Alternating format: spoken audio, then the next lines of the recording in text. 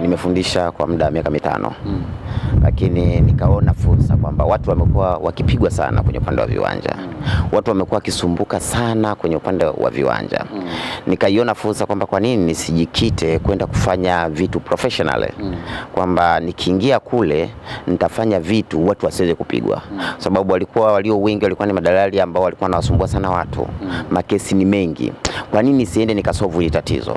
Kwa hiyo nikaamua kutoka kwenye ualimu kuja kujikita kwenye hii kama fursa kwanza kwangu mimi, at the same times nikiangalia kwamba ni kusaidia wananchi wamekuwa wakipigwa na wamekuwa wakisumbuka kutafuta viwanja, mpaka mtu anakuwa na hela lakini hajui kwamba kiwanja apate wapi. Nani mtu sahihi wa kumpa hiyo kazi aweze kumsaidia kutafuta kiwanja. Kwa hiyo nikaona the only option ni mimi kwenda kuwasaidia, na kweli nimefanya hivyo. Mimi niko Dar es Salaam na Pwani tu ndipo ambapo nimejikita kwa sasa, na ni barabara karibia zote sasa hivi nipo Morogoro Road, ambapo nipo Kiluvya, Kibaha maili 1, Kibaha Picha Ndege na Kibaha kwa Matias, kote na maeneo. Alafu vile vile Mbagara na Mbagara Vikindu, ambapo kule ni biashara ambayo vinaanzia 800,000 mpaka 1,200,000. Yani biashara ambazo zenye bei nzuri kwa kweli. Alafu pia nina Bagamoyo Road ambayo nina Kilomo pale, Bagamoyo Kilomo, na penyewe pia ni 1,500,000 mpaka 2,000,000. Yeah. Na mgawanyo wako upoje kwenye hivi viwanja ambavyo unauza, ukubwa wake na gharama zake? Maana umesema hadi 800,000. Kwa kweli mimi ni kuanzia 800,000 kama nilivyosema, na ni 20 kwa 20. Kwa hiyo kwa mtu ambaye anataka eneo kubwa zaidi ana double viwili, kama ni vitatu, mwingine 4, mwingine 6 hadi 8, mwingine anaweza akachukua. Kwa hiyo inategemea na uwezo wa mtu, lakini viwanja vyangu vinaanzia 800,000 na vyote ukubwa ni sawa, ni 20 kwa 20. Kwa hiyo inategemea yeye ameamua kuchukua ukubwa gani na mashata double anavyotaka. Swala la malipo umeliwekaje? Malipo mimi unaruhusiwa kulipa nusu ya bei, alafu nyingine unamaliza kidogo kwa miezi 6, na bado hiyo miezi 6 negotiable. Unaweza ukaje tena ukasema bwana, mimi hali yangu ni duni jamani, naomba niongezee, naweza nikakupa hadi miezi 8. Yeah. Hata mimi ambaye napata 300,000 kwa mwezi naweza nikanunua kiwanja kwako. Ni vizuri kabisa. Mama ntilie wengi sana wanapata viwanja kwangu, kwa sababu ukijoin 500,000 kwenye 800,000 unaanza na 400,000.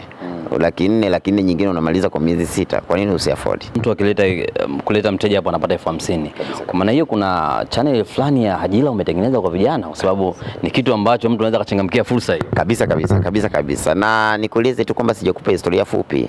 Mimi mpaka unaniona hapa, mimi ni Bosquez, nilianzia hapo pia. Mimi capital yangu nimeipata kwa kutumia kumpelekea mtu mteja. Nilikuwa naipelekea kampuni at that moment ilikuwa inaitwa Makazi. Nilikuwa nawapelekea, wananipa commission, mimi nakitunza kile commission.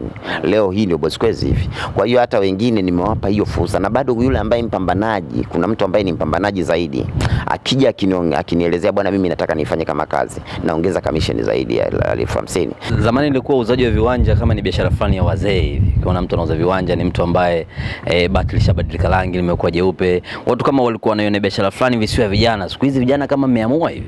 Kabisa. Na mimi ndio nimekuja kuwaibua watu wengi sana kwenye upande wa uuzaji wa viwanja. Watu walikuwa wanaifanya sio kiprofessional.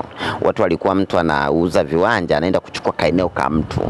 Akishachukua kaeneo ka mtu anaenda anamtafuta mteja, anampeleka pale, ajui ili eneo lina tatizo au halina tatizo, lina mkopo, yani hajui chochote, lakini ameambia tu kwamba kuna eneo, anaenda anafanya hivyo. Kwa hiyo ikawa ni biashara ambayo hailipi.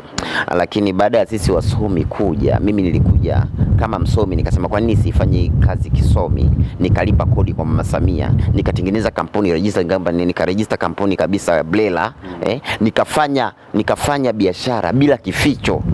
Haiwezekana hata Mama Samia aweze kuiona, rais aweze kuona kwamba huyu jamaa anafanya biashara gani, ulipe kodi vizuri. Kwa nini sifanye hivyo? Wakati huo walikuwa wanajificha.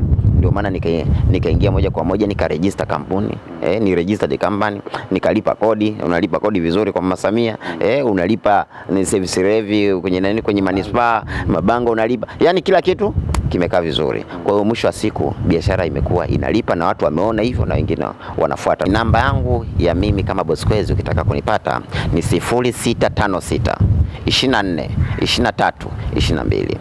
Narudia tena 06 56, 24, 23, 22. Biashara imekuwa inalipa na watu wameona hivyo na wengine wanafuata. Na uwepo wa Bosquez, usipokuja kumuona Bosquez kwa sasa utakuja kujilaumu baadaye. Hilo ndilo ambalo vijana wengi nawaambia. Leo unaweza ukamuona Bosquez kama kawaida tu, ukaona mabango yako ukaignore, lakini baadaye utakuja, hata kama sipo hapa duniani, utakuja kusema hivi, kwa nini nilifanya upumbavu kutokwenda kumuona Bosquez nikapata kiwanja?